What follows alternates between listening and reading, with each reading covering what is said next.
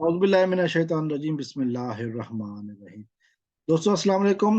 इस वीडियो में मैं बात करूंगा कि एक मरतबा फिर रियासत पाकिस्तान वर्सेस ज़हीर अहमद केस के हवाले से एक दो अपडेट्स हैं कि जो इस वक्त मीडिया पे गर्दिश पे है, उस हवाले से बात करेंगे।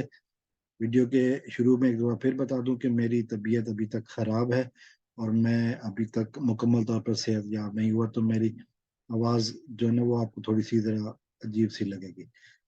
तो मैं बात कर रहा था रियासत पाकिस्तान वर्सेस ज़हीर अहमद केस की। जो नई अपडेट है वो ये है कि अब इस गैंग की तरफ से मेहदी काज़मी साहब को, जो इस मुगविया बच्ची विक्टिम चाइल्ड के जो फादर हैं, जो वालिद हैं, इनको अब धमकियां दी जा रही। ज़ाहिर है इन्होंने पहले भी कोशिश की धमकियां देने की। इन्होंने किसी तरह डराने धमकाने की कोशिश की, चूंकि जो अदालत के हालात वाकयात लग रहे हैं जिस सिमत में ये केस जिब्रान नासिर साहब और बाकी उनके रफ़का और उनके अजीज लेके जा रहे हैं, तो इस बात का यही इम्कान लग रहा है कि बहुत जल्द जो इस केस का मरकजी मुल्जिम है ज़हीर अहमद, वो जेल की सलाखों के पीछे होगा।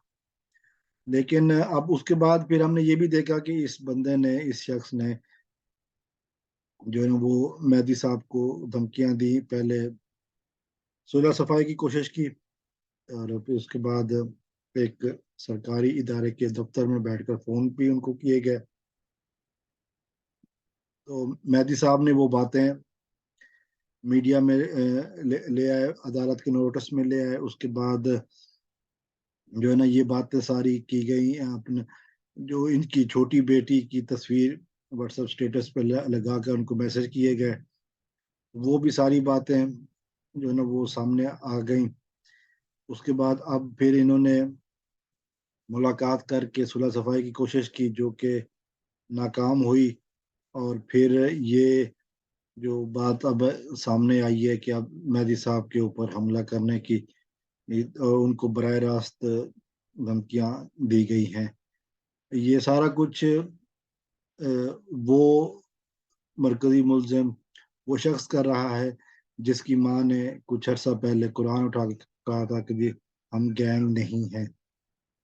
और पंजाबी में उन्होंने कहा था कि अस्सी गैंग नहीं है, हम गैंग नहीं हैं। तो ये उन्होंने जुनैरा माहम के साथ इंटरव्यू पे उन्होंने कहा था। तो लेकिन इस हवाले से भी अब बातें आ जाएंगी, आनी चाहिए कि ये अगर गैंग नहीं है तो फिर किस तरह धमकियां दे रहे हैं, इनके साथ कौन है। हालांकि खुद बहुत ही ये छोटी मुलाजमत है नूर बीबी की पंजाब यूनिवर्सिटी में, जिससे अब वो फरार भी हैं। तो ज़ाहिर है अगर फरार है तो फिर ज़ाहिर है काम पे भी नहीं जा रही हैं, तो फिर बगैर काम के तनख्वाह तो खैर इनको नहीं मिलती होगी। तो अगर वो नहीं है तो फिर इनका खर्चा कौन कर रहा है। बाकी ये बात सोचने की है कि अब इनका खर्चा किस तरह पूरा हो रहा है और कौन है जो कि इनके इसको सारा ग्रोह को फंड कर रहा है। अगर ये गैंग नहीं है, अगर ये किसी बहुत बड़े गैंग का हिस्सा नहीं है, ज़ाहिर है ये बातें छुपी हुई नहीं रहती हैं। अदालत में जब ट्रायल शुरू होगा फिर ये सवालात आएंगे कि आप अपना सोर्स ऑफ इनकम ज़रूर डिक्लेयर कीजिएगा, कि जिसमें आपने दो तीन दफ़ा वकील भी बदले।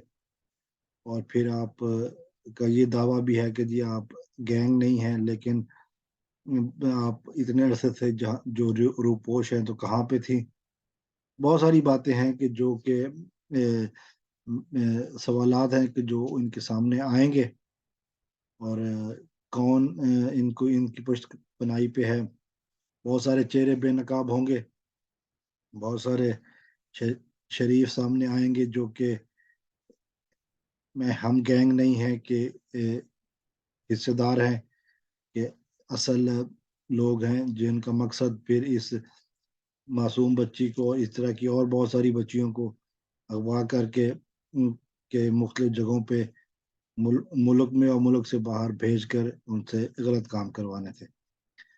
तो अल्लाह ताला बहुत जल्द मेहदी साहब को और उनकी مہدی صاحب کو ان کی بیٹی سے ہمیشہ کے لیے ملوائے اور بہت جلد اس گروہ کا خاتمہ فرمائے. والسلام علیکم ورحمۃ اللہ.